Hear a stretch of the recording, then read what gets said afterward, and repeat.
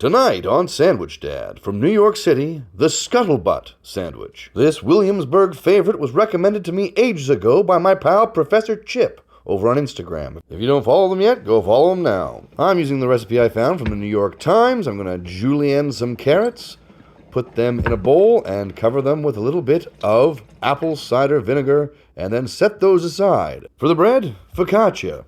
This is a store-bought focaccia. Not at peak freshness, but we're going to take that away and toast it to refresh it some. Then, to make a little cheat aioli, we're going to just get some mayonnaise, a bunch of chopped garlic, and to that we're going to add a good amount of smoked paprika. This is a substitute for the pimenton aioli they use on the sandwich back in New York.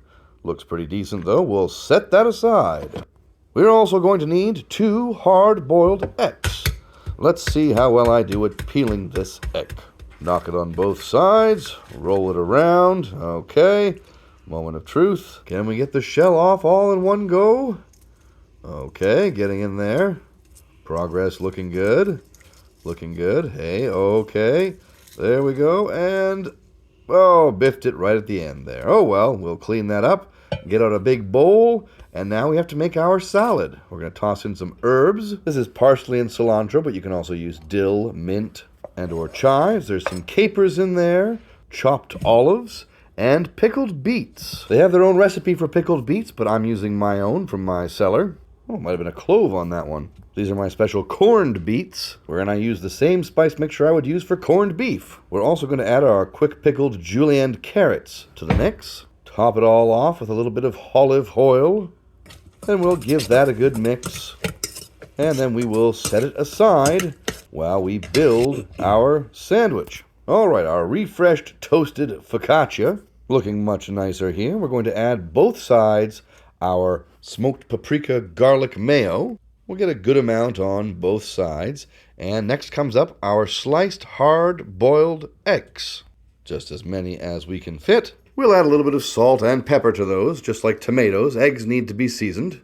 Then we'll pile on our little pickly herb salad. And I'm going to pick the beets out and put them on last because that's the way it looked in the photograph. We'll finish it off with some crumbled feta. I tried to slice it, but that didn't quite work out. Oh well, cheese is cheese. Then we'll put the jaunty cap on top, turn diagonally, and admire. It is a very nice looking sandwich. Mesmerizing with all those bright colors. Now we can cut diagonally.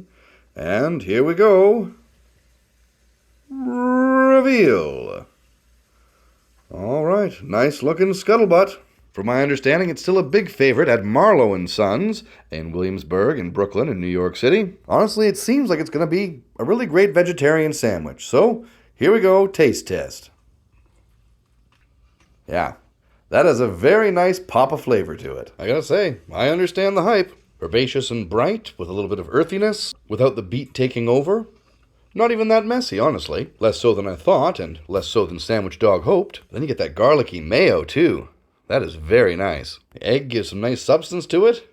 This is a great sandwich. Probably one of my favorite vegetarian sandwiches that I've ever made. And just enough feta falling out that Sandwich Dog is also interested. Here, I'll pay the cheese tax. There you are. Thanks again to Professor Chip for turning me on to this sandwich. I will definitely be making this one again. This is Sandwich Dad with the Scuttlebutt from Marlow & Sons in New York City. Good day!